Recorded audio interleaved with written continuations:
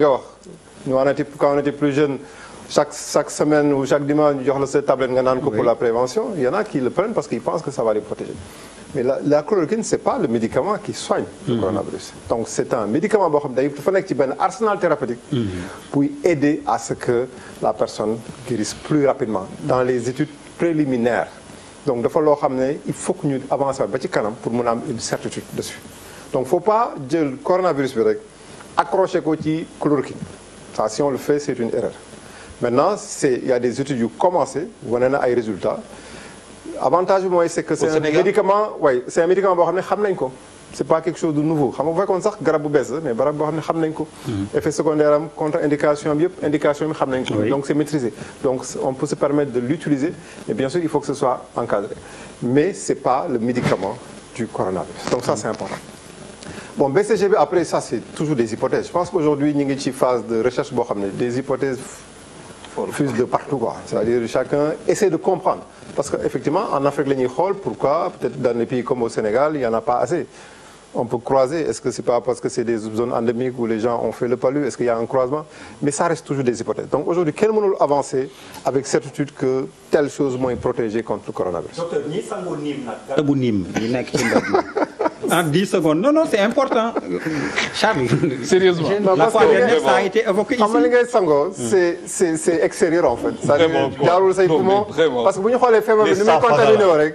Peut-être bu ñu imbibé woon seen masque yi avec du Nîmes peut-être ma mën a wax ni mën na am benn effet peut-être. Alors question de Pape Djibril. Non, Charles, démocratie, s'il vous plaît, oui. Non, mais par rapport au vol qui va aller là, il faut demander au ministre, est-ce que c'est un vol directement? D'ailleurs, la question se pose parce que les vols sont déviés et que les vols se font. Est-ce que le vol qui va aller là où ça doit aller, le ministre n'a pas précisé, est-ce que vol direct là? Parce qu'il y a des détournements. Bonne question. Non seulement vol direct là, mais dafa am une procédure. Même les pilotes bu ñu yeggee du ñu wàcc. Ça c'est important. Les pilotes yu ñu war a dem bu ñu yeggee foofu am na une procédure boo xamante ne moom la ñuy appliquer pour bu ñu demee immédiatement on change l'avion ñu revenir dans les conditions yoo xamante ne une procédure bu ñu valider avec Air Sénégal. D'ailleurs tey loolu moo gënoon yàggal suñu réunion parce que am na beneen équipage boo xamante ne du jógee Sénégal même bu ñëwee même équipage boobu am na benn temps de quarantaine boo xam ne il faut mu def ko avant que mu mën a ànd ak avion bi demal donc yooyu yëpp dañ koy gérer parce que encore une fois élément bi gën a déterminant ci processus bi c'est l'élément médical parce que fi ñu toll nii li ëpp solo loo mën a def pour trouver une solution logistique il faut toujours nga jël la précaution médicale d'abord booy dem bu fekkee da nga dem booy ñëw yóbbaale jàngoro indiwaale jàngoro musiba la. donc yooyu yëpp dañ koy gérer donc loolu en fait. Pape Djibril Fall. man question ak monsieur le ministre ak docteur Bousso yëpp docteur Bousso question bi ma lay laaj mooy kiñ ne wér na après finalement yéen ndax da ngeen di pare ci moom it bu delloo fa mu nekkoon ban comportement la war a am ndax day jaxasoog nit ñi ndax mën na ko dalaat ndax mën na continuer di wàlle donte nee nañ wér na ba pare question bi nga xamante ni maa ngi koy laaj monsieur le ministre mooy. Encore une fois je pense que ne ñu continuer la sensibilisation faggu bi balaa ñuy am soxla ci hôpital je pense que loolu moo ëpp solo ci dispositif boobu nag processus bi daf ci am ñaari entité yoo xam dañ ci am solo trop muy la direction de la protection civile ak le service national d'hygiène tey jii ñoom ñaar seen liggéey parce que comme rassemblement yi ñoo ngi continuer am surtout ci marché yi ak yenn barab yi tey jii ñoom seen liggéey lan la war a nekk aujourd'hui ak est-ce que yokkal nañ leen moyen parce que jusque là aussi moyens ñu amoon demeewul noonu est-ce que am nañ suffisamment de moyens aujourd'hui pour que nit ñi di leen bàyyi xel ci seen quotidien di leen teg bët ba bu ñu transgresser souvent ñu mën leen a delloo si ci yoon. Docteur Bousso d'abord. waaw ci guéri yi donc pour déjà dire kan moo wér comme je l'ai dit tout à l'heure il faut que ñu tester les 2 fois de suite nga négatif en 48 heures d'intervalle. bi ñu discuté ak suñu collègue chinois yi ñoom il faisait 24 heures d'intervalle ñun on est à 48 heures d'intervalle donc biologiquement la ñuy jàpp ni amatuloo feebar donc par exemple pour ñi nga xam ne wér nañu y a deux situations am ñoo xam ne on les a mis à l'hôtel pourquoi parce que tout simplement seen kër y avait déjà seen membre de famille dañu nekkoon contact donc on peut pas prendre les risques même s'ils sont en contact et que aujourd'hui développé wuñu feebar bi ñi ngi seen phase d'incubation duñ jël risque bi di leen ci introduire donc dañ leen isolé ñoom encore ils continuent peut-être benn confinement secondaire. te ñooñu mën nañu feebaraat. ñeenti non pour le moment en tout cas bi ñu échangé avec nos collègues chinois il y a quand même sur toute la Chine une cinquantaine de personnes qui ont encore refait la maladie. Donc c'est possible. Pas 15%.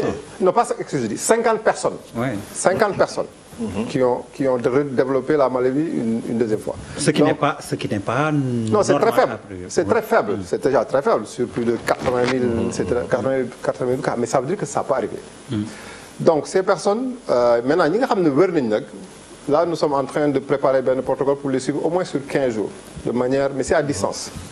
Parce qu'on suppose qu'ils ont un test négatif, mais on va garder en contact avec ñoom sur 2 semaines pour après pouvoir les lâcher complètement. Parce qu'il y a aussi un soutien psychologique boo xam ne dañ ko war a jël en compte, qui commence déjà au niveau du centre de traitement. Parce que nous avons une équipe de psychologues, de psychiatres, qui accompagnent aussi maladies.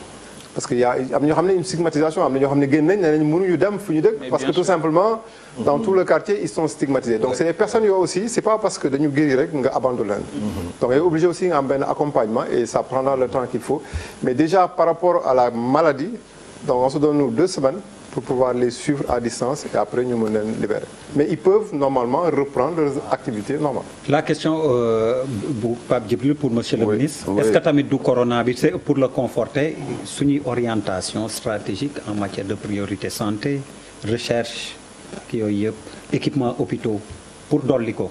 Oui d'accord d'abord pour revenir si ñu wér il faut que ñu accompagner leen déjà le premier bébé. bi wér yaayam fekk génnagul on a eu du mal pour trouver ko un point d'appui il a fallu que la direction générale de l'action sociale jël en charge pour l'accompagnement am na ñoo xamante ne wér nañ mënu leen retourner en famille bu fekkente ne fi ñu leen di retourner am na ay contacts yu fa nekk parce que si les contacts bu ñu feebaree ñoom ñu wér mën nañ leen wàll donc on est obligé de leur prendre un appartement gérer leen le temps que période boobu jaar moo tax derrière tout ce que nous faisons aussi il y a la direction générale de l'action sociale qui accompagne le dispositif par ce genre d'action pour revenir maintenant si service national d'hygiène ak plutôt le service civil direction national de la protection civile la direction de la protection civile sax mën naa am ba du jouer sur ce coup-là en tout cas en termes donc de prévention peut-être en termes de sécurité sur les bâtiments yooyu mais fii on travaille surtout dans la prévention avec le service national d'hygiène et le service civique national maintenant il est important de savoir que direction de la protection civile en termes de sécurité des ouvrages en termes donc de tout ce qui est donc prévention pour que ouvrage yi am benn qualité de cadre de vie bu am solo loolu peut-être que ñoom si loolu la ñuy liggéey en amont mais ñun présentement ñu ngi jox des moyens consistants au service national d'hygiène d'ailleurs sur le plan bi xamante ne moom la ñu def moom la ñu wax le plan de contingence mais remercie son excellence le président Macky Sall parce que dans son discours d'aujourd'hui wax na ne def na si un montant extrêmement important et ce montant là service d'hygiène am nañ si un package de mise à niveau il faut aujourd'hui que ñu xam ne tout ce qui est prévention en termes donc d'intervention pour que tout ce qui est marché tout ce qui est établissement recevant du public mais ñu mën fa def un travail pour vraiment mu set de manière permanente il faut que service d'hygiène am moyen il faut donc que ñu yóbbuwaat service d'hygiène fa mu newoon en termes même d'intervention parce que en son temps ben quand on dit service d'hygiène mi ngi ñëw si koñ mais ñëppay defarwaat voilà donc aujourd'hui stratégie boobu la ñu def démb ak barke démb yëpp ñu ngi woon au niveau des 19 communes de Dakar parce que encore une fois tey suñu préoccupation majeure c'est effectivement Dakar on a demandé à tous les maires ma leen di remercier au passage ñu intégrer le dispositif liggéey ak ñun pour que fu nekk ci sa biir commune ñu mën a trouver une solution au problème qui se pose d'ailleurs am na maire yoo xamante ne d'ailleurs intervenir nañ pour même tëj yenn marché yi on a vu des communes où les maires sont intervenus ne bon écoutez léegi les marchés dañ koy tëj ou bien dañ koy amal heure ubbi ak heure tëj loolu lépp mooy wane ne en réalité la solution n'est pas une solution médicale c'est une solution communautaire effectivement donc on va renforcer et on est en train de renforcer considérablement les moyens donc du service d'hygiène mais aussi ñi ngi liggéey ak service civique national parce que actuellement le service civique national indi nañ 100 éléments yoo xamante ne ñu ngi ak ñun si koñ yi def de la sensibilisation loolu tam c'est pas peut-être quelque chose que l'on voit tous les jours mais on a 100 éléments du service civique national qui nous ont rejoints di dugg si koñ yi tous les jours que ce soit Grand Yoff que ce soit Castor à la Médina fëgg bunt yi di wax ak effectivement les populations pour que ñu am conscience donc une conscience de lutte. Allez, Papis Diaw. En fait ñaari question benn pour docteur d'abord avant le ministre c'est par rapport ak c'est sur le plan de la coopération internationale est-ce que di ngeen soxla après wala doo leen c'est des préoccupations sénégalaises ah c'est pas personnellement ma question hein. Donc est-ce que na am benn link buy am bu war a mën a am déjà présent entre les médecins sénégalais ak les cubains wala les chinois par rapport ak situation bi ça c'est une question bu sénégalais yi bëri di laaj quoi parce que ils pensent que ñoom ils sont efficaces chinois ils ont vécu l'expérience ensuite les cubains sont dans les dispositions pour aller aider les pays ñi ngi am feebar bi beneen bi mooy monsieur le ministre sur l'histoire de la communication xam nga ñaa ngi wax bu si la bokk ñeneen ñi si lañ bokk maanaam ci constate que mesures yi ñu imposées yi les gens prennent ça parfois à la légère da ngay sax am impression que parfois il se passe absolument rien tout est normal mais ñëwaat si à un niveau beaucoup plus élevé bon c'est celui du président gis nañu si contexte bi il a fait 2 sorties benn bi c'était pour le couvre-feu l'état d'urgence ensuite mooy bu am tey sur